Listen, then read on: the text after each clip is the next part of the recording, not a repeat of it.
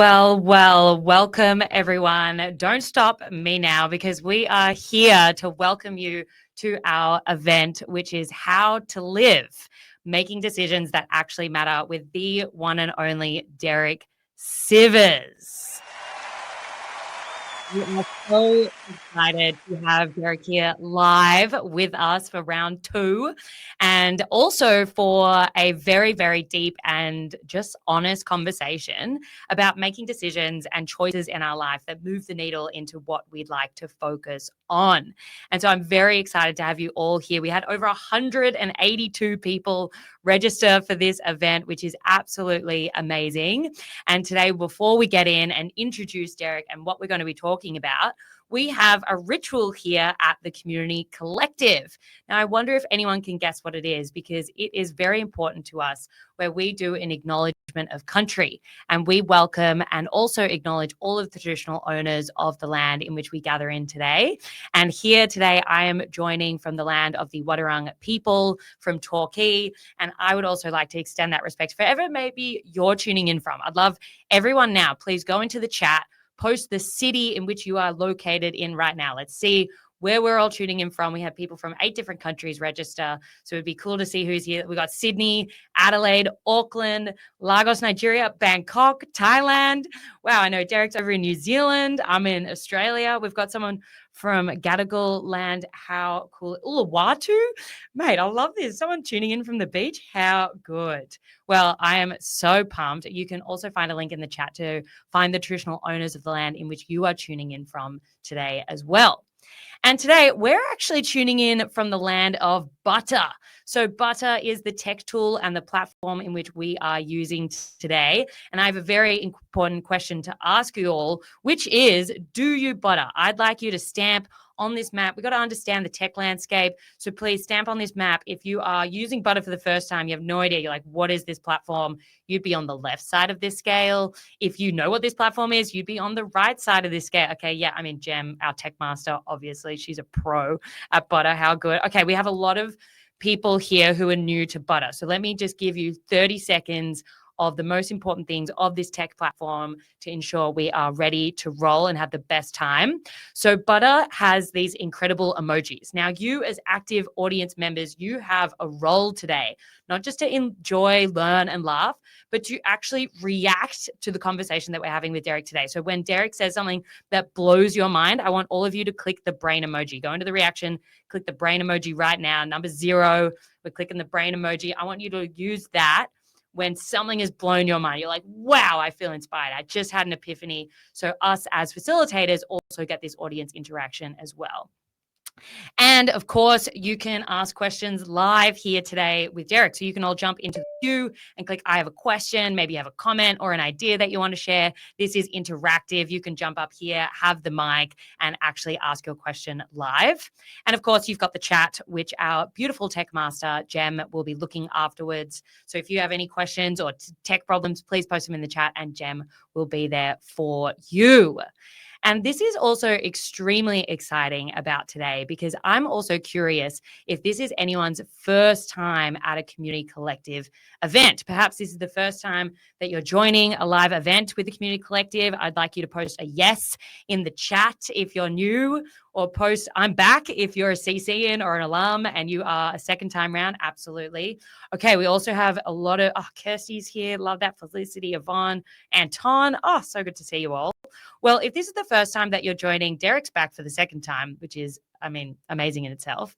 If this is the first time you're connecting with us at the Community Collective, well, we exist to serve businesses to build a community to actually provide more impact for their customers and amplify their growth.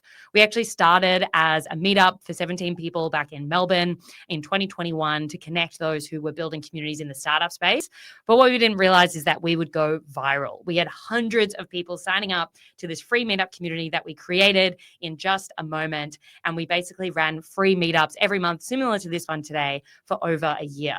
That grew so quickly that I actually quit my job in 2022, re-registered the Community Collective as a company. And today we have over 15,500 people in our audience, with 700 in our private community across 18 countries, having trained companies like Google, Canva, MYOB, and Founders Factory Africa about how to build community. So it's been no small feat and just an honor to have you all here live to really dig into various different conversations. But a moment where I had to make a big decision in my life was when I had to quit my job. And I spoke to our two co-founders, Melia Rayner and Jala Alex. Whoa, like should I quit my job? Should I register Community Collective as a business? Like maybe that's a dumb idea. I felt paralyzed, confused. Are people going to think I'm crazy? Am I going to fail? But what I realized is that one decision was a sliding doors moment that has led me here today and has not only impacted my life, but has impacted thousands of people around the world. And these are just some of the meetups that we have organized with our members all across different countries to understand how to build community. I take 4 months off every year and have curated a life that I want to live. And I can actually show up in my best work and actually have decisions that really change lives, but also allow me to live how I can feel fulfilled. Because this quote by John Maxwell is that it is our decisions, not our conditions, that determine our quality of life.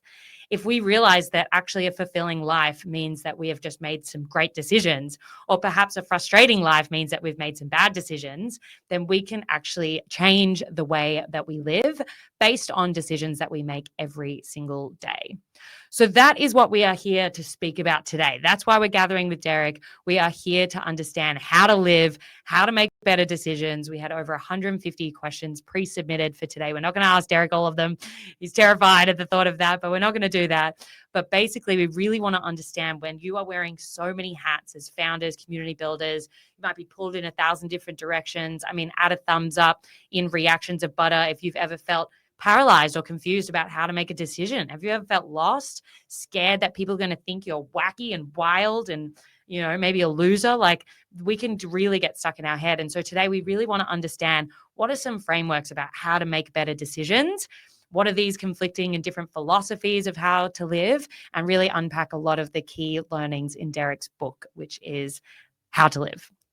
So what we're going to do, we're going to have a check-in in just a moment, and we're going to take a group photo. I'm going to give you some forewarning. We then get to meet Derek. We'll have some live questions, and we basically have a whole 60-minute session as well. And we also have some gifts to give away to all of you here who are live. So, I mean, that is pretty exciting. I know you're jumping out of your seats, but we wanted to honor anyone who is joining us here live. And for anyone who are the first 3 people that ask Derek a question live today, we will personally give you a book. It's the copy of How to Live. And we've also got Hell Yeah or No and Useful Not True. I've got all these books here ready to give away today. So if you jump up live on stage and ask a question, you're the first 2 people to do that. I will personally go to the mailbox and send you a book to say thank you for participating here live today. So let's cut to the chase. Let's get stuck into it. But first, we're going to have to take a group photo because this is a pretty cool moment where we get to hang out with some legendary people live here in the Butterland. So if you want to join in this group photo, you can turn your camera on, get ready, and we're going to have a bit of a ritual for this. So Derek, we have a ritual where we ask someone to give us a hand gesture. Could you give us a hand gesture and we'll copy you for this group photo? Oh, there it is. Okay, everyone, we're going in. We're doing this with the V on the chin. Fantastic. All right, everyone, we're smiling. 3, 2, 1. Group photo. Here we go. Oh, I love it. Oh, my God. We've got one more page of humans. Okay, we're back. Here we go. We're going back again. We've got Sass Mini here. Tom, Ruby. 3, 2, 1. Yay. Oh, Jem's here. Steph. Oh, what a crew we've got here live. Absolutely love it. Well, thank you so much, Derek, for that fabulous group photo. I know that will be a memory to remember. We're going to get that printed out and put on our wall. I know it in the physical world. But we have an important question that we need to just check in as humans before we dive into a conversation. Because what we would love to ask you today is, what has been a great decision that you have made lately? What has been a great decision that you have made lately? That is something that has helped you. Maybe it's a small decision, maybe it's been a big decision, but just we are really curious about what you've been thinking about recently. Maybe you were stuck on a train and you had to get off. What have you been thinking about? Have you been thinking about quitting your job? But we're just going to take 30 seconds now, and we'd love to ask all of you about your great decision that you.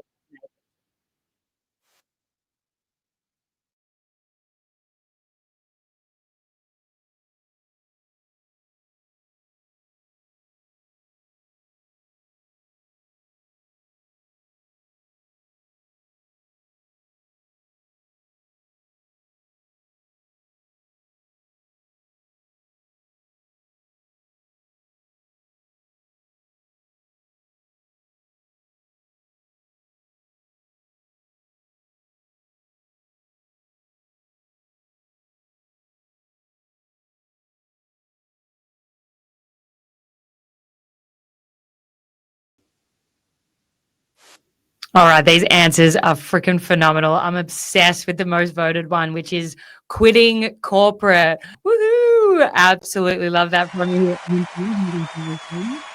Planning to go all in on my business, a 3-day juice fast. Love that, Simon. We've got learning more about AI into business. Very cool. Saying no to toxic clients. Like, hell yes to that. Leaving my laptop home for a week-long holiday. Stunning. Going to yoga. Decided to move to San Francisco for 2 years. Julie, how cool is that?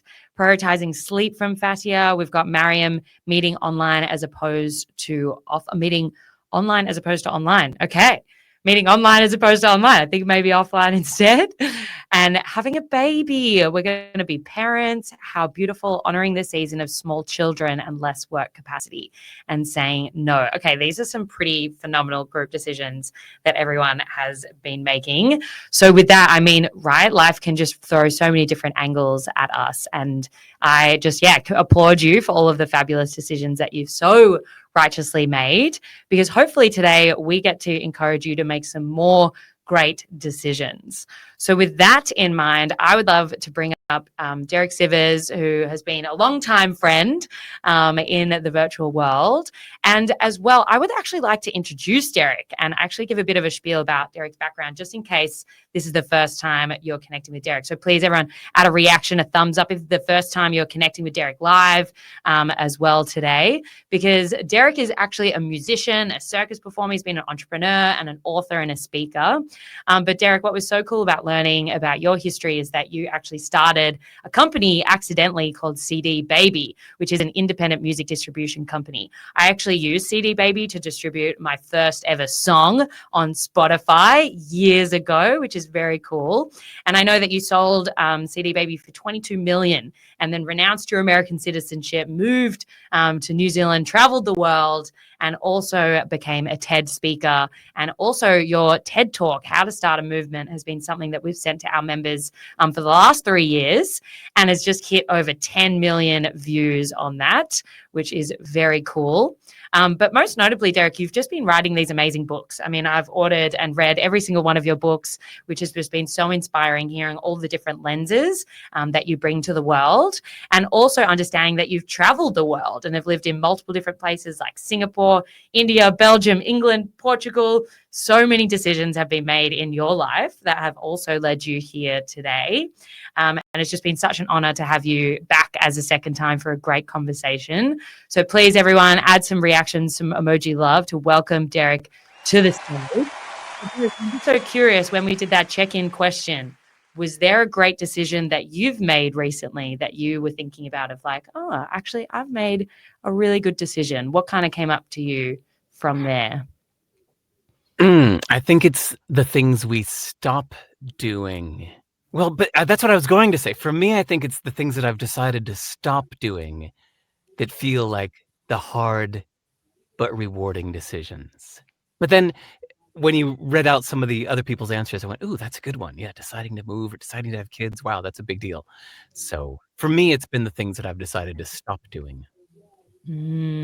I love that. I love that. What are some of the things that you've been decided to stop doing? Are there some particular categories or I know opportunities that keep coming up and you're like, you know what, I'm actually just going to say no to these from now on? Yeah, the details don't matter. Like we all have opportunities or projects or things we could do. Your friend tells you about this thing that they love, and for like a minute you think about it, you think, oh, maybe I'll do that. And then you say, wait a second, doing that would spread me too thin. And when you think about your heroes, the people that you admire most, I'll bet you that she or he is mainly just known for one thing. There's one thing you love about these people that you admire the most.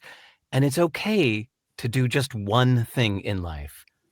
Nobody really cares what you're bad at. You're only known for the one thing you're great at. Everything else is kind of moot, except for the few people that have to be around you. You know, if you're terrible at cleaning up, okay, 2 or 3 people might be affected by that. But really, for the most part, the stamp we leave on the world can really come down to just one thing we're good at. So if you let go of everything else, it's okay. Mm. I love that point because, I've been reading How to Live recently, and one of them was, be a master. It's like pick one thing, just be known for that, like be a master of that. I remember I consciously made a decision about 8 years ago in my career. And I said, I'm just going to do community building as a career. I'm just going to help connect people in all these different contexts, and that's all I'm going to do. And that's all I want to be known for. And just Which I want to interrupt to say how good you are at this. I was just marveling in this introduction, going, damn, she's good at this. Everything from the butter to the this and click on that and this and introduction. Man, you're good at this. It's really amazing to watch. Wow. Wow. I mean, I could say the exact same thing about you, Derek, but I really appreciate that. That's very, a bit of round of Yeah. applause. Right How button, good. Gem. How good. How good. I love it. I love it. I mean, it's just, that mastery is just like one thing of just like, you know what? I'm just going to go so hardcore on that decision, but it helps make so many other decisions more obvious in that sense. And, some of the questions that we had from everyone here live today was like, why did you write that book, Derek? I'm really curious. Like, did you have an idea of why you wrote How to Live? Because it is pretty much like 27 conflicting pieces of advice of how to live. Yeah. Okay, wait. We're going to get to that in a second. But just in case somebody's tuning in and has to go soon or something like that, since you said that a big topic of the day is going to be about making decisions, I wanted to get a really crucial idea in first before I forget it. So I'm going to tell a story that about 5 years ago, when my boy was only 7 years old, his school had a big sports day, and everybody at the school takes it really seriously. It's like one day a year, the big sports event day. So my boy's not into sports. So I dropped him off for the day. I picked him up at the end of the day. He was beaming full of smiles, and I said, how did it go? He said, it was great. It was so much fun. He said, everybody's really mad at me, though. I said, why? He said, because they made me the goalie for the soccer team, and my best friend was on the other team. So I just let them kick all the goals in. And he said, but it was great. It was really fun. And my friend's team won, and we got smeared, but it made my friend really happy. So it made me happy. And I laughed because my boy was judging whether this was a good game by a different criteria than everyone else. Everyone else was looking at their score and whether they're winning. My boy wanted his friend on the other team to win. So for him, it was a great game that the opposing team won so many goals. And I was reminded of this story just 2 days ago because he and I, now he's 13, we played the board game Settlers of Catan, which if you've ever played it, there's a strategy to placing your towns and the roads and the rivers. So he gets the monastery piece and just puts it out in the middle of nowhere. And I said, why are you doing that? That's a dumb strategy. And then he chose to not even put the little player on it that would give him all the points. I said, you got to put your player on it. And he said, no, I'm not going to. And I said, that's crazy. You've got lots of little players. Just put one on there. And he said, you know why I'm not going to do it? I said, no. He said, because it makes me so happy to see you squirm. So to him, winning the game was how much dad will squirm. That's his criteria for what's winning. So as you were talking about decision making in the intro, I was thinking that one of the hardest ideas to digest is that we don't have to follow the same criteria as other people. That other people might be trying to maximize their membership, maximize the social media followers, maximize their income. And your criteria might just be something different. It might be about how deeply you can affect the lives of just a few people. Or it might be what a broad range of experiences you're having. So people around you will tell you you're crazy if you're not playing the game by their rules. like my son's teammates on the soccer team. Uh, but if you know your own criteria, that's all that matters. You follow your own criteria, not others. So sorry, I had to get that out of the way first because I think it's a really important point. Hey, no apologies needed in this room. It was a fantastic story and just so I think just it really highlights the element of the lens in which you see the world, right? A lot of people here, I'm sure, have ran events. And you go, okay, great, I'm putting on a big event. I really would like, 100 people in the room at this event. And there have been events that I've hosted where only 2 people rocked up to dinner, and there was 3 of us. But they have been some of my favorite because it wasn't about how many people attended, but it was the depth of conversation. And we sat there and we went around for hours. We got to learn things that we've never even heard about other people. And so I walked away feeling so content. But when one of our advisors looked at the metrics, they were like, oh, that number's really low. Like, what's happening there? Is the marketing not working? And so you're really just thinking, okay, what does that constitute as? And so, it kind of lends into this idea of having a philosophy or a lens. And I'm super curious, do you have a lens or a philosophy in which you are living your current chapter of life? Perhaps something that you're like, you know what, I'm just focusing on X and none of Y.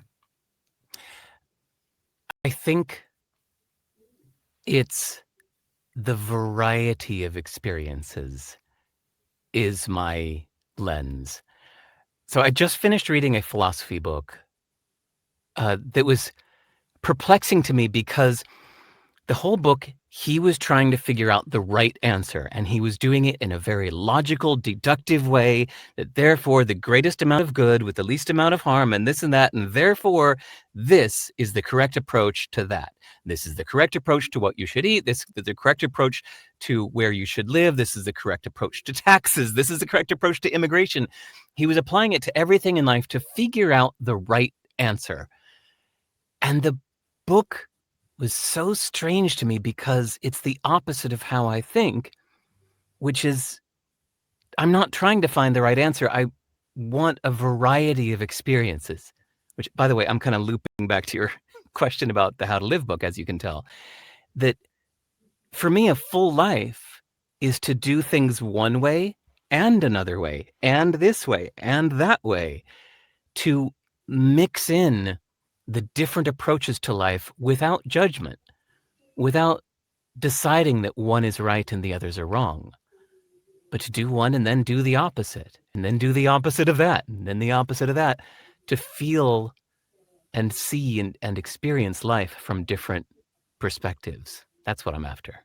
Yeah, it's almost like I remember hearing some of the advice of do what scares you, just like follow that for 6 months and let's just go hard on understanding what scares me. And when I noticed that trigger going, okay, let's go do that. All right. That sounds like something I should lean in towards because our innate, reaction would be, oh no, that's like not for me, right? And so I feel like a lot of those kind of really help us into making decisions in all areas of our life. And someone was asking today, they were like, oh, I'm really curious to hear in Derek's perspective at the moment, what constitutes as a hell yeah. We have a whole book on like a hell yeah, like it's a 10 out of 10 or it's a no. Like there's nothing in between. And so, that really is a decision-making framework. Could you talk us through and unpack that framework in hell yeah or no of making decisions? Yeah. And to hold true to my promise, I'm going to first answer the previous question to tie it together about why I wrote the How to Live book. Is that How to Live is these 27 different chapters, each one with a different answer on how to live, each one very opinionated. Like each chapter says, I know how to live. This is the answer. You must live for the future. And then the next chapter says, no. This is how to live. I got it all figured out. We must live for the present moment. And then the next chapter is like, no. The way to live is to make money. That's all that really matters. And the next one's like, no, it's all about how much you give. And the effect it was supposed to have on the reader was the thing I was just talking about, where ideally you could use all of these approaches to life like instruments in an orchestra And how interesting to listen to an orchestra that uses all of the instruments instead of just an oboe and a violin. You want all of those instruments. You want the xylophone. You want the timpanis. You want the bassoon. Bring it all in. That's why. And the last page of the book is a picture of the orchestra seating chart with 27 instruments, not coincidentally because of the 27 chapters. And the idea is to use all of the different approaches to life and not decide that one is right and the others are wrong, but to just use them. Okay, so that ties together that whole thing. I promised I would answer that eventually. So what constitutes a hell yeah? It's different at different times. There have been times when the only hell yeah is to get out of this place. When I was living in, well, I won't say where, I don't want to diss it, but I was living somewhere in the past that I said that I was just miserable. And the only hell yeah was, I need to get out of here right now. I need to get far away from this place. That was my only hell yeah at that time in my life. And there are others, like now, where I'm more seeking a variety of experiences, where the things that make me say hell yeah are the ones that are the most unlike me. Like, for example, Burning Man. Nothing sounds worse to me right now than attending Burning Man. That is so not what I want. It sounds like hell. I do not want to go to Burning Man. It sounds awful. As soon as I hear myself think that, I think, wait a minute. I kind of want to go to Burning Man now because it sounds so awful. Therefore, I think I'm being prejudiced against it. Therefore, I should go to Burning Man. Hell yeah, I should go to Burning Man. You know what I mean? That's my thought process these days, is give me the experience that sounds so counterintuitive to who I am. That's my current hell yeah.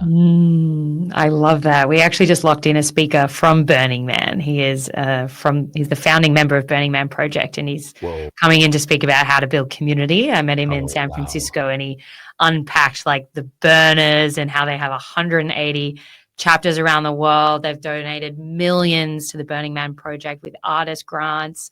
And, obviously they don't exchange with money. And so just this whole philosophy of like a value system. And it's just so fascinating. I mean, it's on right now, Burning Man. It's like literally this Saturday or something.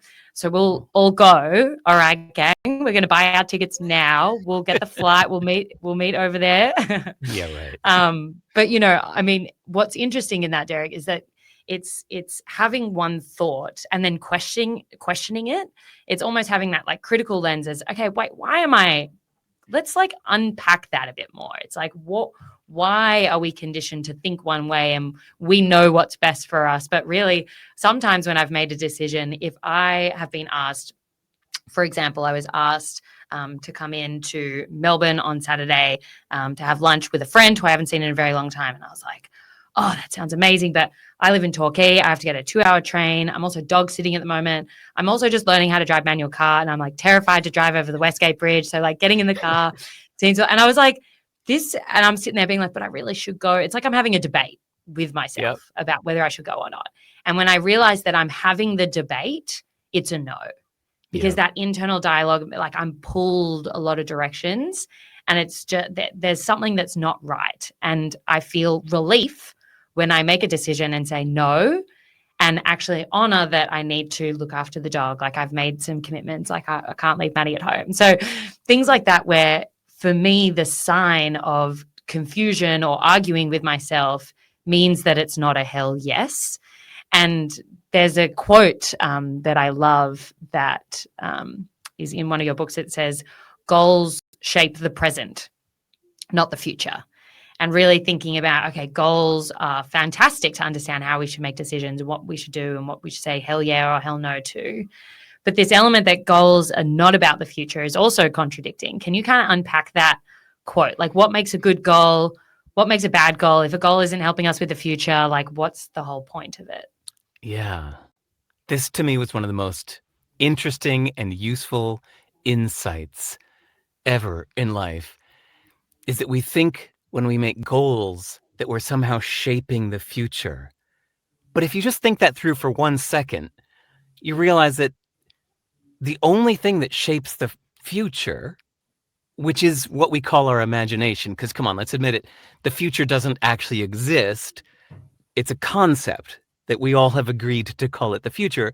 But by definition, it doesn't exist yet. That's why we call it the future. So it's the word that we call for our imagination, our projections, our predictions. We call that collectively, we call that the future, as if it's a thing. But really, it's just there's the present moment. So when you're choosing a goal, you should only judge it by how well that goal improves your actions right now in the present moment. That's all a good goal can do. So we all know the feeling of thinking of a goal that makes you go, yeah, that's a really good goal. That would be great. Wow, that would be really noble. That would be really impressive.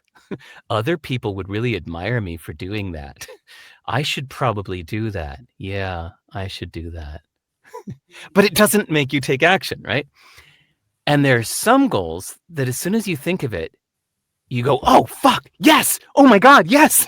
And like you jump out of your chair, you take action, you do something right away. You immediately pick up the phone and call somebody, or you immediately fire off the alarm and you sign up for the thing right now. You go, oh, man, yes. And you can feel yourself take action. Now, even if that goal might not win you the Nobel Prize and a round of applause, it's the goal that made you take action. Therefore, that was the better goal. I'm like sitting here being like, yeah, that goal was definitely in the poor goal bucket. That was a good goal. But you're right. It's like the element where it's let's do it now. I can't sleep because I'm so excited. Not like I'll sleep on it and decide tomorrow. Obviously there's like delayed gratification in that. And I'm sure a lot of people here who are running their own businesses, we're like running or have multiple different roles. There are always going to be goals that we're setting metrics, things to achieve. But obviously the ones that measure success are the ones that actually point you in the right direction. And I like to have great goals that encourage the behavior that I like to see in my day-to-day. So have a goal to like run a marathon. I'm up at 6 a.m. I'm out for a run with Maddie, the dog. That's a great goal because it's just, even if I didn't run the marathon, it doesn't matter because every day I've gone for a run and I feel great after that in that sense. But having a goal that might be, I might just move to Spain. It's like, I've had that goal for a while, maybe like 6 years now. Like it still has, like it happened once, it hasn't happened again. So you just start to really think about that. And one thing that was super clear, Derek, in the 170 questions that we had from everyone here before was like, there was this vibe of like overwhelm of like, I have too many goals. I have too many priorities. I have too many hats. I have too many decisions to make. I don't even know how to make a decision. I feel paralyzed. I can't even make the decision. Do you have any advice for anyone here who is kind of, add a reaction if you've ever felt like that, audience, crew, legendary folks who are here live today and nowhere else? I appreciate that. Like, what do we do when we're overwhelmed? We can't make a decision. We're just like paralyzed.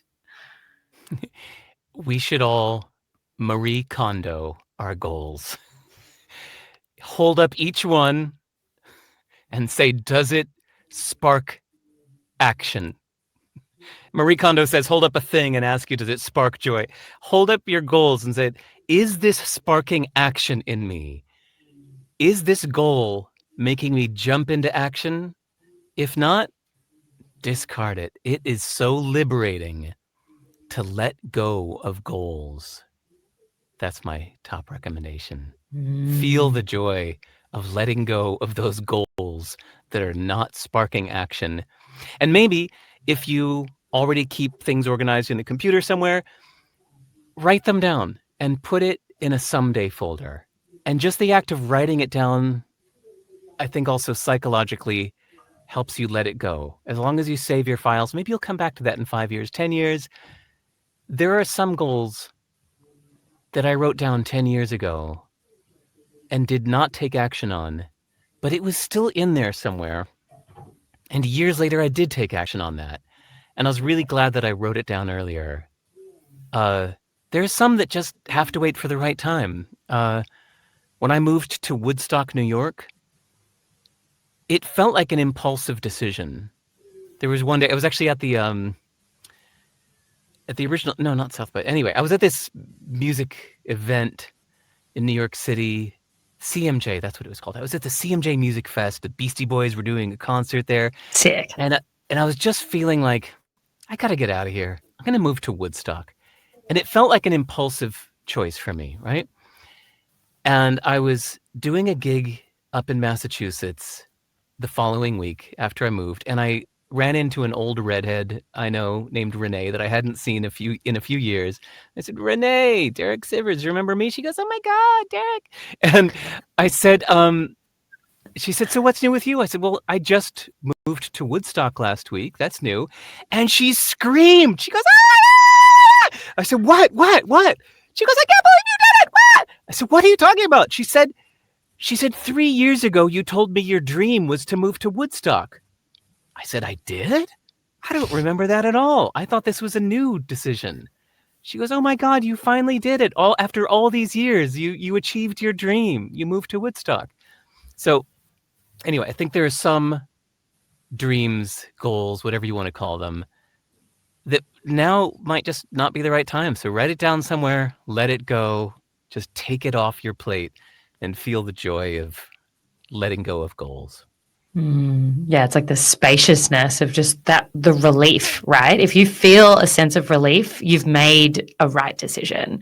Yeah. It's a great signal in that sense. And I remember I was chatting to Francisco about the last conversation we had, Derek, and she said, "Oh, I loved that advice from Derek about not being a donkey." And I was like, yes. I was like, yes, yes, yes. I can't remember what that advice was, though. And one thing she was saying, she was like, oh, it helped me when I couldn't make a decision. And so I feel like you're going to have to tell us all, what does it Yeah. mean to not be a donkey? Okay, the donkey metaphor comes from an old French philosopher named Buridan, Buridan.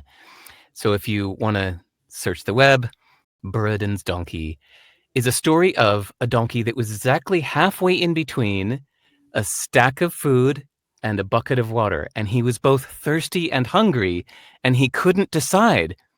Stack of food, bucket of water. Stack of food, bucket of water. But I want both. I don't know what to do. I want both. So he dies of thirst and hunger. So the way to not be a donkey is to use the future, to have a little foresight to know that you can do one thing now and another thing after. You can go get your drink first and then go have the food. You can pursue this project first and then do that other project later. You can take some of the goals you have now and take them off your plate, put them in a folder, and take all but one off of your plate. And then you take one thing and you say, I'm going to do just this now. When I'm done with this, I will look at my folder of possible goals and pluck one from there, and then I will do the next one. I feel like that is so helpful when anyone here, even myself included, feels like we can't make a decision.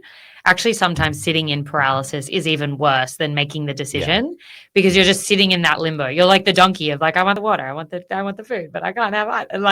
And it's like, just get out of that. Just make a decision. Just step in, have the momentum.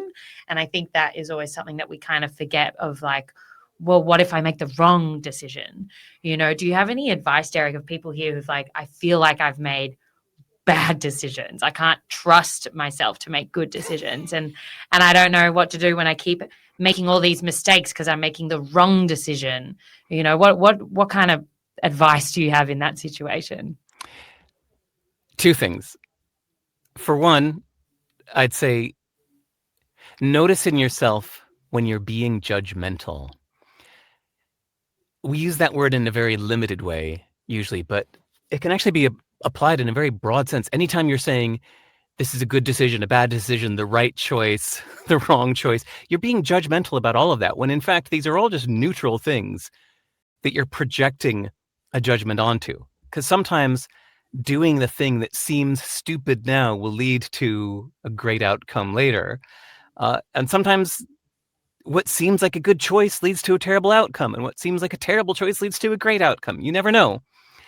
So, first, try to suspend judgment way more often. Catch yourself being judgmental and suspend judgment. That's one idea. Completely different idea is that making mistakes is the fountain of youth.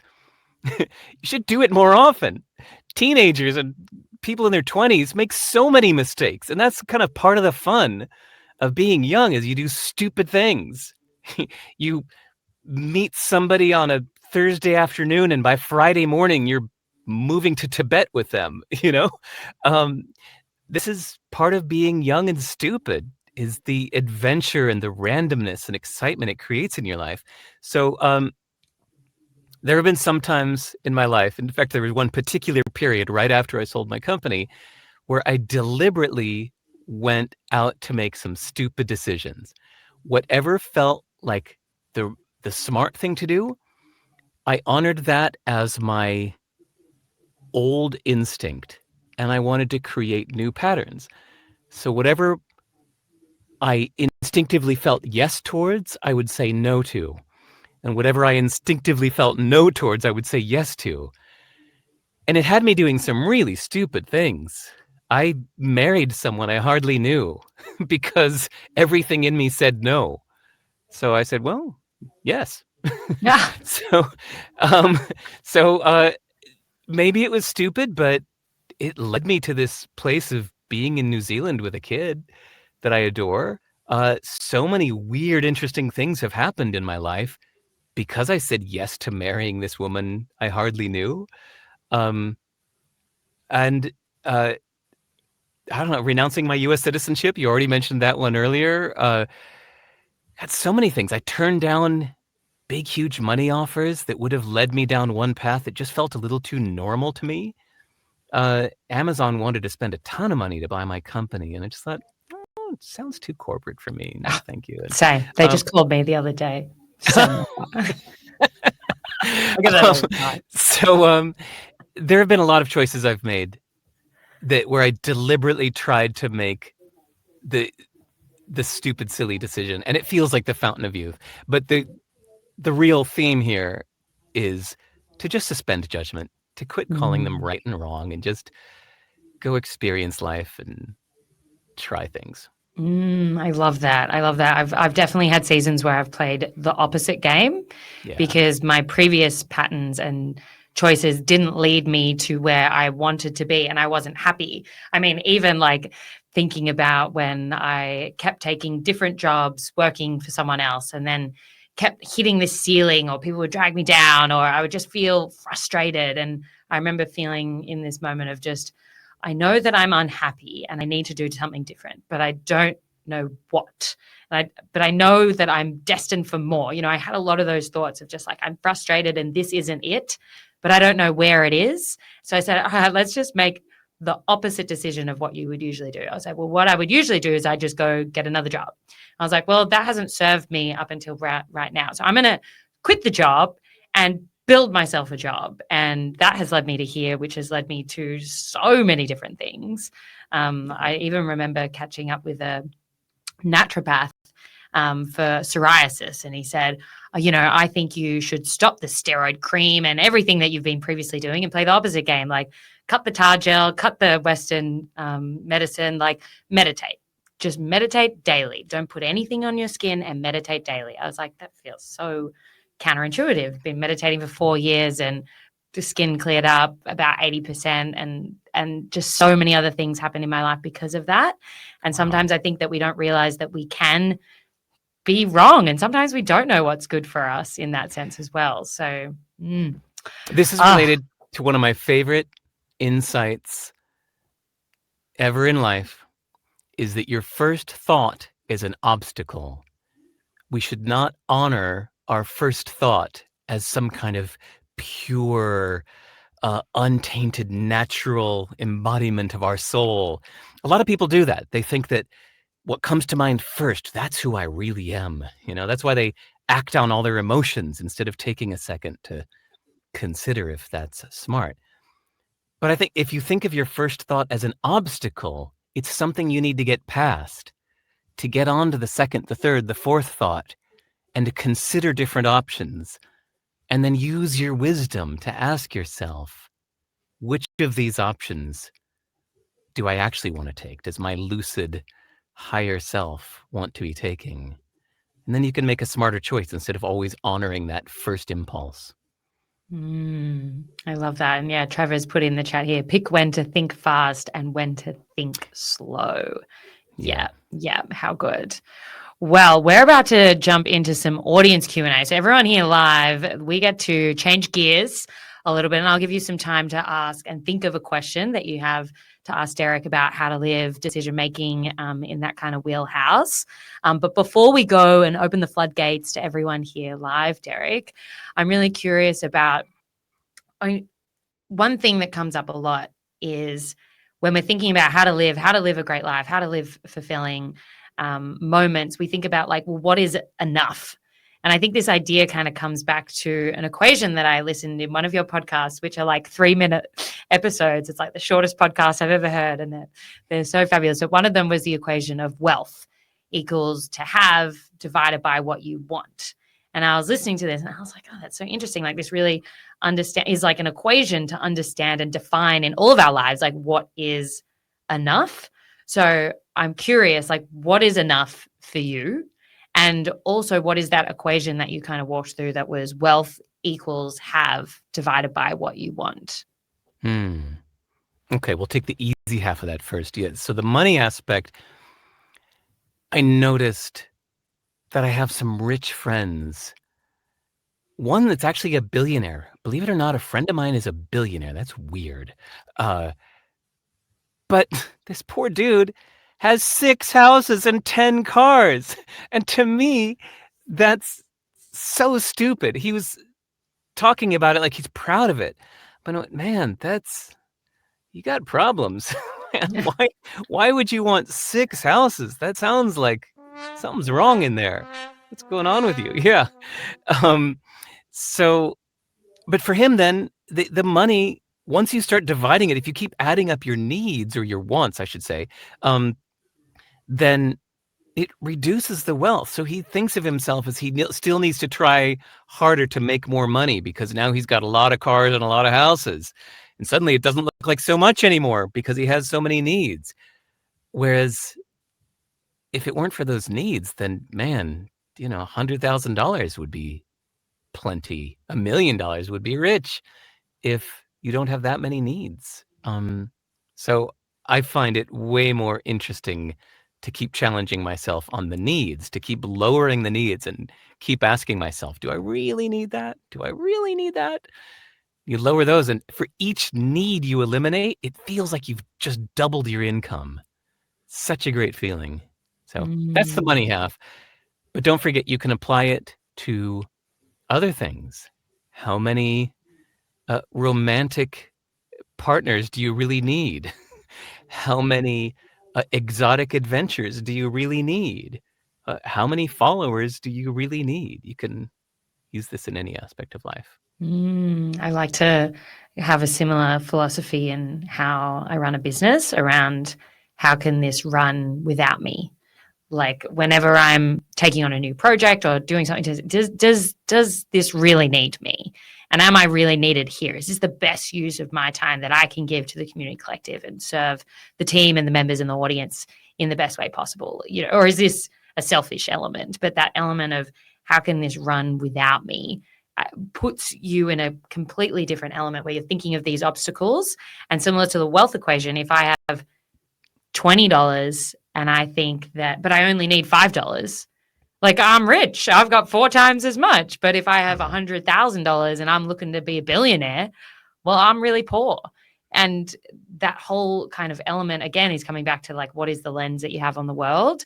And so, coming back to that question, Derek, like, what is enough for you? I mean, I know you were chatting with Tim Ferriss on your recent podcast about buying a block of land and having like a 4x5, like cement slab to like build a house from scratch and things like that. Like, is that enough? Have you built the walls and put things in there? But feel free to give context.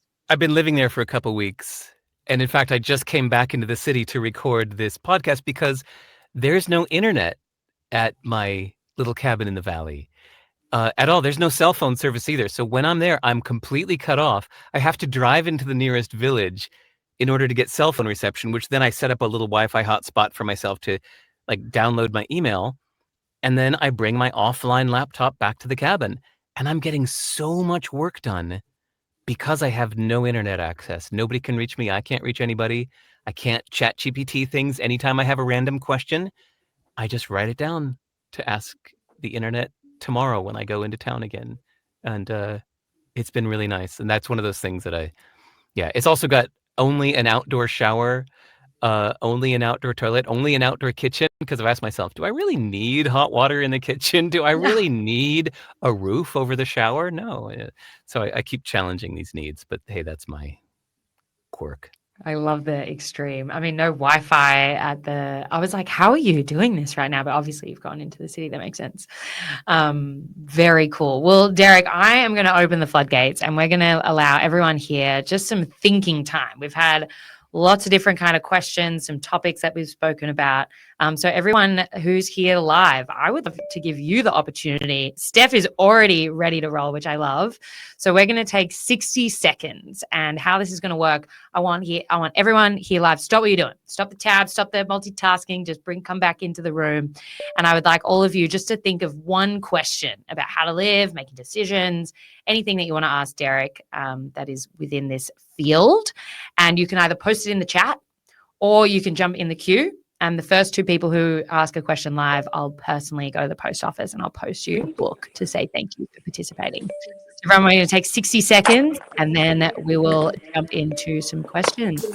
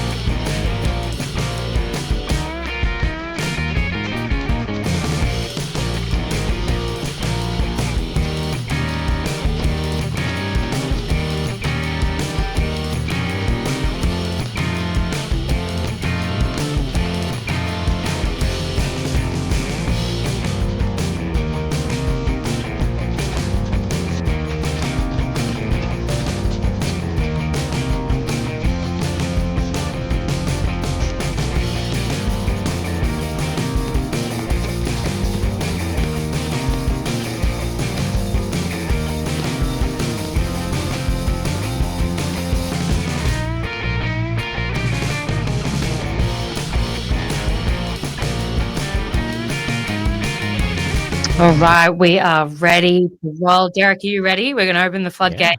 We're going to have everyone ask their question at the exact same time. No, that would be an awful idea. So Steph is up first. And so everyone, gang, for how this is going to work, because we've got half an hour, we want to give everyone opportunity to ask a question. So if you're coming up on the stage, just share your name, which city you're tuning in from, and just one sentence to encapsulate your question. Derek will respond. Once he's finished responding, just unmute, say thank you, and then we'll move on to the next person. So please, everyone, round of applause, some emoji reaction love for Steph asking her first question. Steph. Hey everyone, I'm Steph. I'm tuning in from Sydney, Australia. And my question is, hi Derek. You're known for your short books and podcast episodes. How do you take a big idea and distill it into just a few words while keeping the depth and making it memorable? Ooh. Okay, by the way, everybody, in order to do a lot of questions, I'm going to give very short answers, but I am happy to elaborate on any of this if you email me. So go to my website, sive.rs, email me, and if you felt I didn't say enough today, we'll do more over email. Okay, so how I make these ideas and books short. First, the reason I do it is I'm trying to be both pessimistic and assume that people are too distracted to pay attention for more than 60 seconds. And I'm trying to be considerate that people want the idea in the minimal amount of time possible. They want the best bang per minute of their effort. So to me, that it's super important to be considerate so that I get your attention and make it worth it. So that's why the stakes to me are really high. That's why I put so much effort into being concise. How to do it is first you have to understand, to get rid of all the disclaimers, you have to understand that nobody is expecting you to be their sole guru. You know that you are just one voice in the chorus, so it's better to just be a clear, pure voice instead of giving all kinds of caveats and precursors and explanations. Because don't worry, you're nobody's sole guru. So just say your damn thing without qualifications, and that's going to be more useful than wrapping it in all kinds of apologies.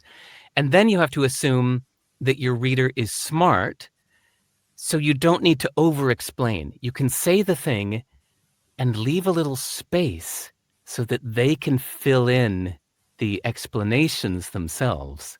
It's assuming you have a smart reader. So thanks for asking. I'd never actually talked about this. I should write Derek's Guide to Editing. Write a book. Thank you. How good. Thank you so much, Steph, for that beautiful question. Up next, we've got Ruben. How are you, Ruben?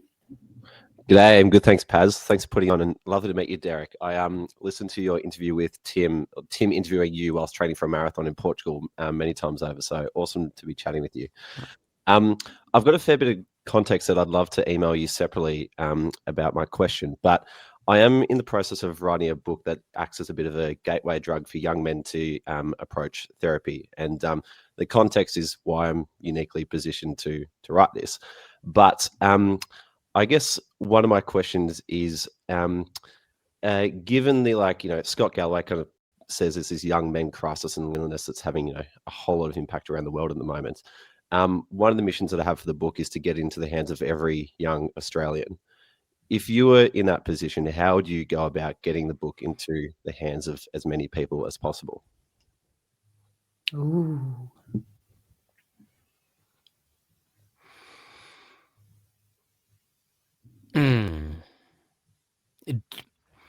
I'd let somebody, if you don't already have a big, giant public platform, I would find a target market for who does, and only try to get it to them and kind of let somebody else go get famous talking about why this is important instead of you necessarily being the one that needs to get famous talking about why this is important. There was a what's his name in Australia? Taki Moore, Takimoore in Noosa, has an interesting collective of $1 million coaches, where personal coaches that are making at least $1 million a year, and then they get together once or twice a year.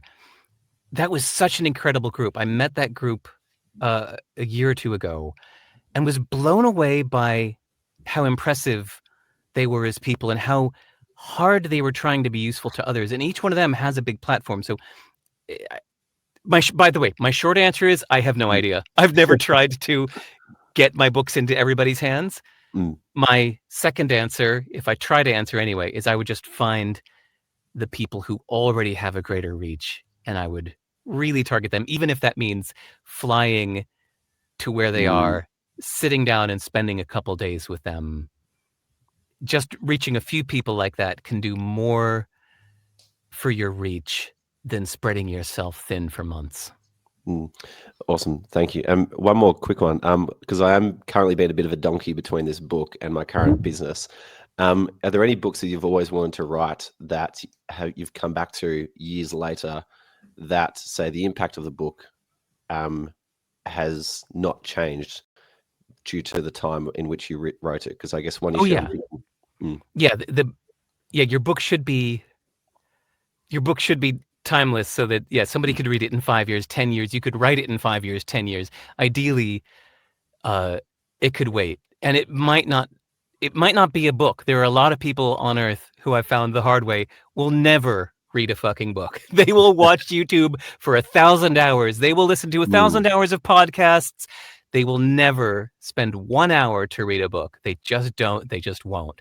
So don't forget to be multimedia. It's about the message. It's about communicating the idea from your brain to theirs, not the damn book. Awesome. Thanks, Derek.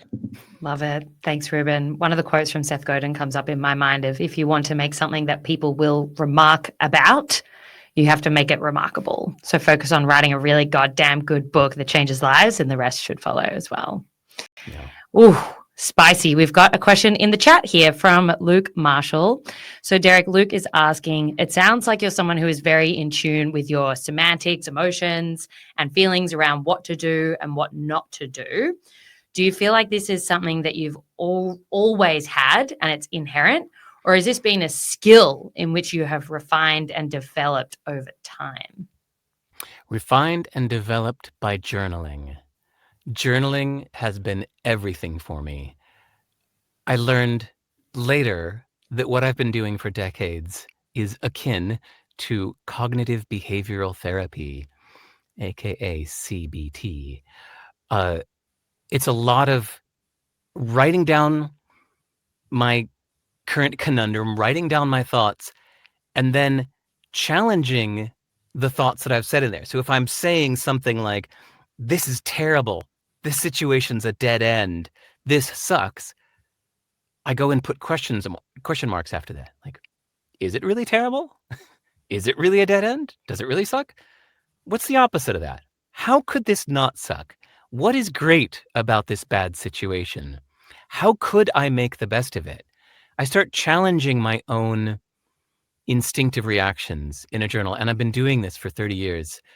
And I think so many of the seemingly odd choices I've made in life and the ways I seem weird that people seem intrigued by came from my journaling, where I just take the default thing, the norms that we're surrounded by. We all are affected by norms and our culture that surrounds us.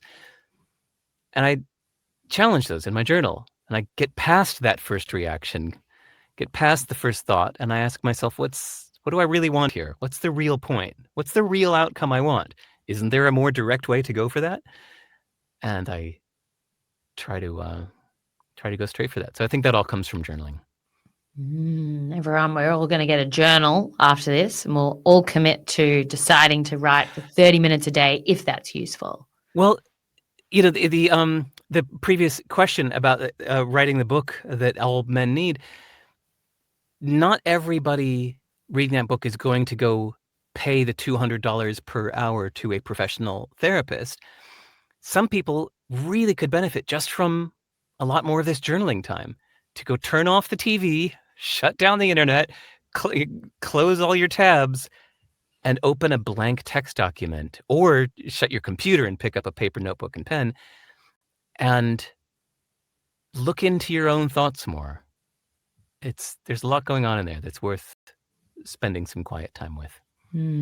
I feel like meditation for me, I've had every good decision and idea after meditating twice a day, 20 minutes. I'll put the link in the chat for the meditation technique I do for anyone curious. But hey, this is not about me. This is about Stella. So Stella has a question live. Stella and Prashant. We've got two. Wow, I've never had two people one screen. All right, what is your question? Hi. Yes, we're together. Love it. Quick question. I guess when we were talking about, what we believe instinctively and reversing that decision, I guess I'm just curious to know, like, because in a lot of books and a lot of positive quotes and affirmations that you read out there, it says always trust your gut instinct. So if we're going the opposite, I'm just curious how that works. Okay. Anything I say in general is meant to be the counter melody to the conventional wisdom. I know that we are all hearing the main melody loud and clear. It's everywhere. The conventional wisdom is ever present. So I try to say the thing that seems underrepresented. So when everybody else is saying trust your gut,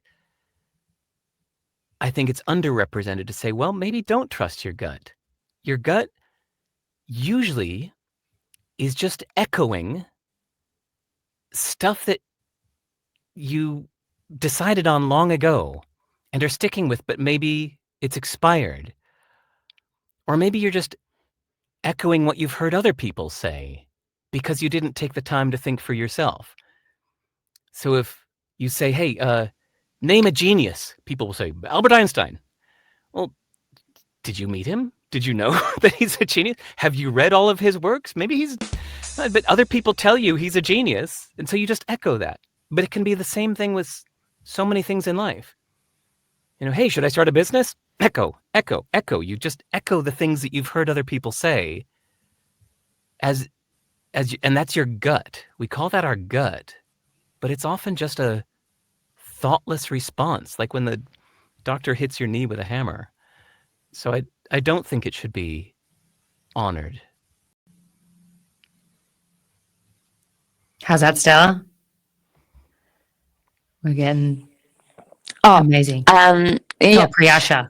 Yeah, no, all good. Yeah, no, that Fabulous. sounds good. Thank you very much.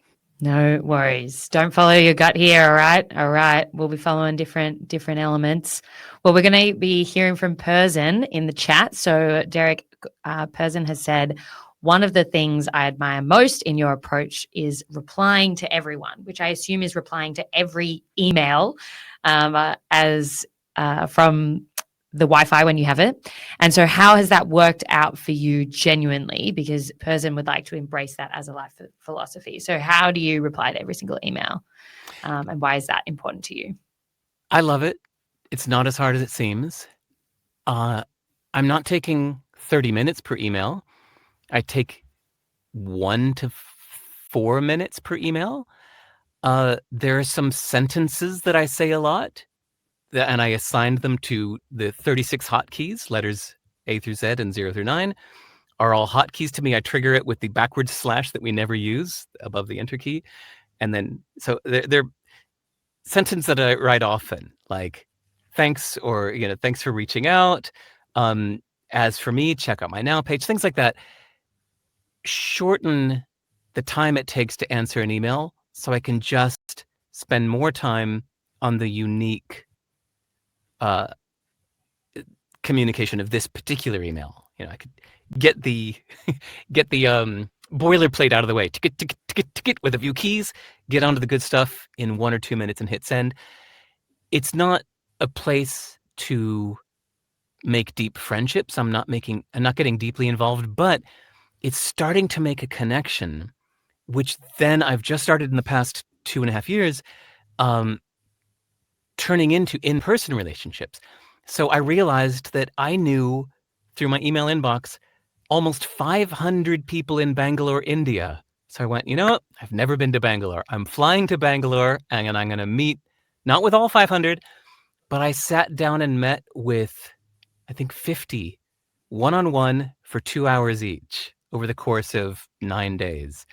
It was intense. It was wonderful. But I picked them by looking through my email inbox, looking at my past communications, picking who seemed like friend material, like who seemed exceptionally interesting or had really interesting questions or maybe had done a lot or seemed to have some interesting insights. And then I met up with those people in person. And then I did the same thing in Tel Aviv, did the same thing in Shanghai and Chengdu and Shenzhen, and where else have I? Oh my God, I went all the way through South America for my first time doing the same thing. So I'm trying to turn these initial email meetings into deeper friendships. And yeah, a lot of my best friends, and in fact, 2 of my greatest romances even came originally from a stranger emailing me out of the blue. So totally worth it. Whoa. Well, I can't wait for all of us to go to Burning Man and connect all in person all at once. So that would be fabulous. And Derek, just to put into practice exactly what you're saying with the hotkeys, I want to show everyone here what you can do is you can set up text replacement. So if you always say, hey, someone needs a job, or hey, I've got a program, or hey, here's my email, or hey, there's like, thanks for XYZ, you can set up these text replacements based on fast touch typing. Is that what you're talking about? Yes. And Paz, oh my God, greatest tip ever for everyone listening. You know how hard it is to say no? Just once in a form letter, write a heartfelt, empathetic, but solid no. Thank you for asking. I'm honored by your request. So sorry. I'm staying focused on my work at this time. I've got to keep my head down and work at this. I hope you understand. Maybe again someday in the future. Don't hesitate to ask again in a year or 2 if this invitation still stands. I wish you the best. I'm sorry I'm unable to help. Whatever it is, you write something like that once and you just trigger it with the letter N. It is so easy to say no to so many things without stressing yourself out. I love it. I want everyone as a action to write their no sentence, put in text replacement. I'll send it in the post-event email about how that whole tech situation just works, so you can all use that practically. Well, we've got about 5 to 10 minutes left of audience Q&A. We are going to come to a question from Rochelle, who is here live. So Rochelle, city name, question, pretty please. Ooh. Hello, good bit of Butler stuff there. Yes, Rochelle, so from Melbourne, currently in Cremorne. Derek, I loved the way, it's probably answered it a little bit just before actually, but I loved kind of hearing you say about how you actually interrogate your goals and kind of give yourself freedom to kind of reshuffle that. And I'm somebody who probably can't see the forest for the trees, I think, in my life as well. I've got a very fast moving ratty brain. So it sounds like you might do this in your journaling, but do you have like an external mechanism that you use to kind of pull yourself out and look at your life? Do you take yourself off like once a month, or is it something that it sounds like you're quite a curious, questioning person? So is it something that you do nightly when you're journaling, or on like almost a goal by goal basis? I'm just, curious to know. I'll tell you the answers from 2 people smarter than me to that same question. One is David Allen, one is Erica LeMay. So David Allen wrote the legendary book called Getting Things Done, which I highly recommend. And so he says that every Sunday you should do what you're asking about. That every Sunday, he said, put aside an afternoon, an evening, a morning, whatever it is. Sunday's the best day to every week clear out some things, assess your life on a bigger zoomed out picture, asking yourself, am I really going the direction I want to be going? Am I really focusing on the right things? He says to do that every week. Now, one of my main heroes of my life is an aerial acrobat named Erica LeMay, Erika Lemay. Erica LeMay wrote a beautiful book called Almost Perfect that I highly recommend. She is a superhero, and I just love the way she lives her life. But she does this every single morning. As soon as she wakes up, gets out of bed, goes to her journal, and reminds herself of her mission in life and her mission for the day. Every single morning, what am I doing with my life? What am I pursuing at this stage of my life? And how am I taking a step towards that today? What am I doing today? Okay, and begin. She does that every morning. I so admire both of those approaches. Amazing. Thank you. It's really helpful. Thanks so much. Beautiful. Thank you for the question, Rochelle, fellow CCN. And we have our last live question here from Dan. So Dan, feel free to share your name, city, and question with us. Hi there, I'm Dan. I'm in Melbourne at the moment. And hey, Derek, I've been a fan of yours for many, many years now. So great to see you on a live forum like this. I love the advice that you've given so many times of kind of imagining someone that you look up to get their answer back. But one of the things that I haven't heard you speak to, so I find it hard to imagine, is that I recently exited my design agency, and something I really am kind of struggling with is how to reorientate yourself once you've actually reached the top of a milestone, or once you actually get to somewhere that you've been wanting to get to for such a long time. And there's so much noise around how to get there, the hustle on the way there, what to focus on. But actually, I feel like there's a real lack of philosophy around what to do after. So I'd just love to get your thoughts on that. Yeah, great question. You're right. Nobody talks about this. One of the best bits of wisdom I saw on this was from a book called So Good They Can't Ignore You by Cal Newport, where he studied successful career transitions. This is so interesting. He studied people who left a job, whether through quitting or selling or whatever it may be, and switched to another career. He studied where has it gone right and where has it gone wrong. And what he found is that the ones who did it right spent what he calls career capital.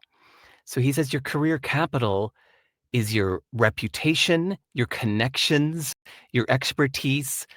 Don't throw that away. So actually, I'll do the failed example. He said he found a lawyer that wanted to be a yoga teacher, and she was a successful lawyer. And at one point, when she had rented the yoga studio and was ready to begin, she quit her job and threw it all away, left everything from the law world behind, and began as a complete nobody in the world of teaching yoga, and failed. He found somebody else who was a lawyer that wanted to quit his job to be a ski instructor. And what he did was he spent his career capital by slowly, over the course of a year, inviting all of his clients to go skiing with him, and then inviting his clients to take some ski lessons with him, and then inviting his colleagues at the law firm to go skiing with him at his expense and to give them lessons. And after a year of that, of making sure that all of his best clients and colleagues had gone skiing with him, then after a year, he said, everybody, I'm going full time to be a ski instructor. I would invite you back again. Please come back again. I'd be happy to teach you. And he was very successful with that because he used his capital instead of throwing it away. So that was the best wisdom I've heard about how to make that career transition. Yeah, awesome. Thank you. I actually haven't read that. I've read most of Cal Newport's stuff. I haven't read that one, so I will give Totally that a go. So thank you so much. Thank you. How good. That was one of the books I read, So Good They Can't Ignore You, right before I decided to go all in on community building. So very, very relevant. Derek, we have time for one last question. So this is going to be a rapid fire question with our last one from Kirsty in the chat, just about burnout and overwhelm.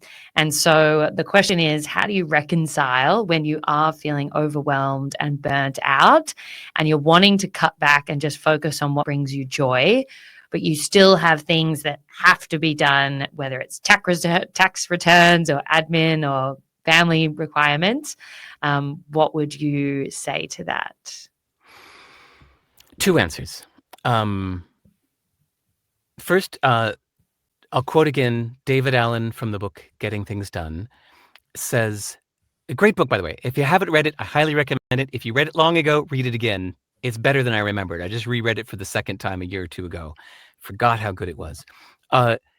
He says that you should go through the painstaking process of doing everything you said you would do so that you feel the pain that is necessary to prevent you from saying yes to too many things in the future. He said you need to feel that pain of following through on all these damn stupid things you shouldn't have said yes to, but you did.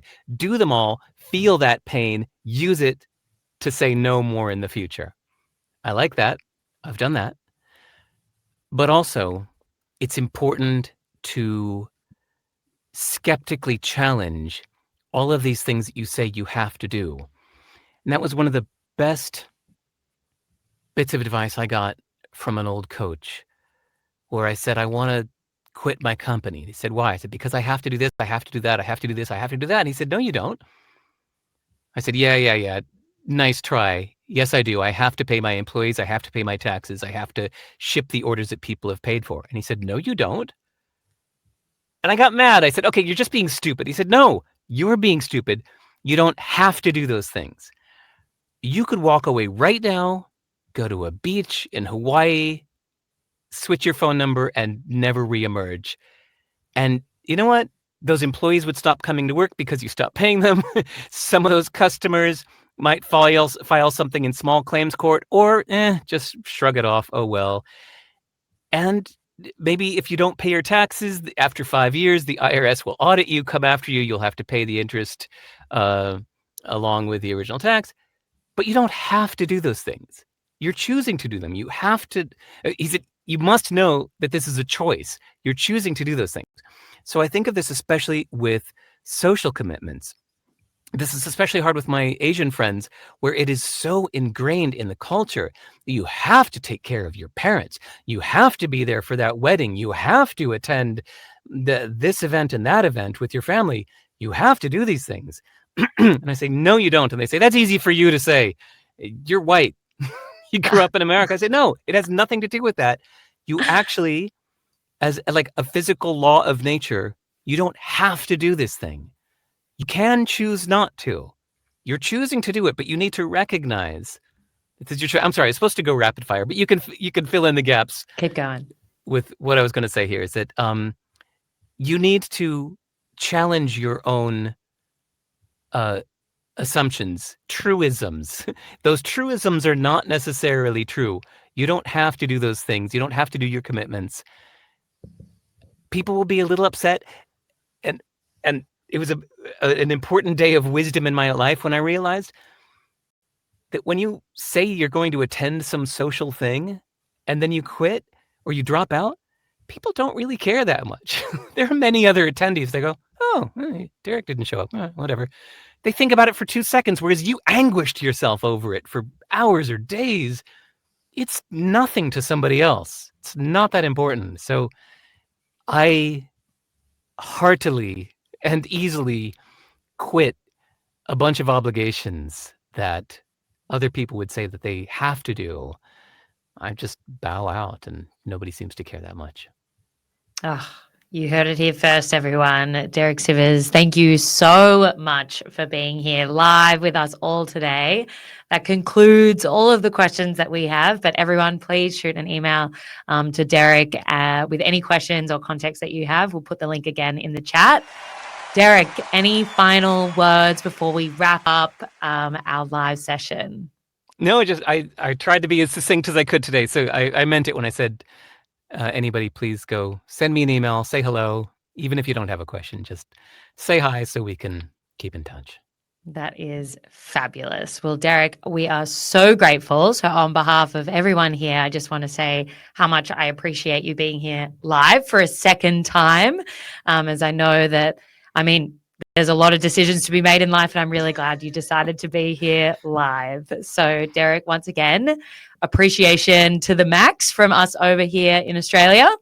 And to everyone here live, thank you for joining us in this beautiful, beautiful learning environment. We would like to give everyone 60 seconds and ask you all what has been your biggest takeaway from today. Plus, we'd like to hear from all of you. Who would you like to hear next? I exist here, and the Community Collective exists here for to serve you and to bring in people and guests and speakers that you would like to learn from. So please tell us in the chat who would you like to learn from next, and we'll do our best to lock them in. And of course, tell us your biggest takeaway from today. So we'll have 60 seconds and then we'll wrap up with final announcements as well. But Derek, you get to read all the beautiful takeaways in the chat and remember what the hell you just said and soak up the nostalgia. So we'll do that. These beautiful takeaways. I'm choosing to go ahead with various social obligations, getting a text replacement of saying no. I have a whole page of notes. This has been one of the most freeing conversations. Marie Kondo, your goals, People want to hear from Tim Ferriss, Marie Kondo. How good. Well, thank you all so much for joining. Derek, it's been an absolute pleasure. We will see you in the universe. You're welcome to stay for our final announcements. But everyone here live, it's been a joy to connect. And if you want to keep connecting with us, we are running an entire 24-hour straight online event. It goes for 24 hours straight in September, and basically it's called Loop, and so you can register for free and join us and all of the fabulous community builders to learn about how to build a community business. We'll be running an 8-hour segment in APAC time zone, then there's an 8-hour segment in San Francisco and an 8-hour segment in London, and this is me on stage looking way too excited in London, launching this event with CMX and led by Community. And of course, speaking of community, if you need help building community, you're a community manager, a founder, and operator, and you believe that community building is the future of business and you want to turn your customers, members into raving fans, because sometimes it can just feel a bit lonely, confusing, or just struggling to actually have anything work as emails are dying, social media is dying, what are the algorithms doing? It can be a lot. So if you need help making decisions in that area, we are here to help at the Community Collective. We have our next cohort program starting in September, and we have brought together a killer lineup of people here to help you. We run sessions 3 times a week, similar to this one here live. And we've got, Stephen from Burning Man, people from Slack, Calendly, Grammarly, Zapier, Notion, Circle. They'll all be sharing how they build community in their companies. I'm really excited to hear from Jacob at head of community at Slack to unpack that. So we've got a PDF that you can download, which has all the ways in which we help people with community building and the next steps if you just want to keep learning and don't want this to stop. And of course, you can book a call with someone, either myself or Ines from our team, just to chat and talk about the goals that you might need to wipe off your plate after today.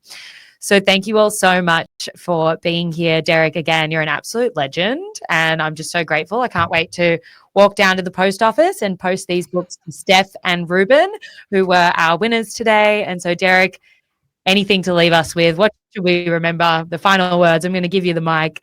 What would you wrap us up with today? Oh, if anybody else here is a slow thinker like me, even when I chat with a friend, there's those next day things. Like a day later, I have a follow-on thought. So yeah, anybody just email me your next day thoughts. Ooh, I love it. Well, thank you all so much. And thank you, Jem, for being our tech master. Derek, we'll see you around at Burning Man very soon. And everyone, thanks so much for coming.